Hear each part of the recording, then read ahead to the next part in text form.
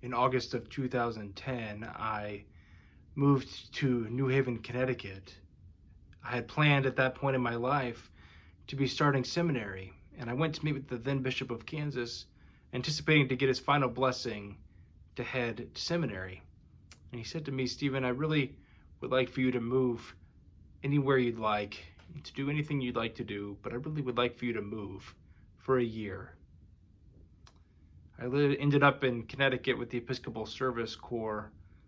I think in my regrets, I wish I had moved somewhere across the world to some exotic place and had some really great experience, but in a lot of ways, for a 23-year-old from Kansas who had really only ever lived in two houses his whole life in the same city, New Haven was a foreign place. If you left outside the gate of our house where we lived, you could look to your left and see Yale and its grand and glorious buildings about 1 or 2 blocks away. If you look to your right, you could see one of the poorest neighborhoods in the country, one of the neighborhoods with the highest crime rates in the country, primarily populated by Black and brown folks. In lots of ways, our church where we lived was right on the border. Today is Juneteenth, as no doubt you have heard. It is a day that many of us never really knew the history that looked like many of us white folk especially, because our books don't tell the right story. Juneteenth is a day when enslaved folk in Texas received the news that was actually 2.5 years old that they were free. In lots of ways, that promise of freedom held back from them for 2 years is a promise that has never really fully been realized.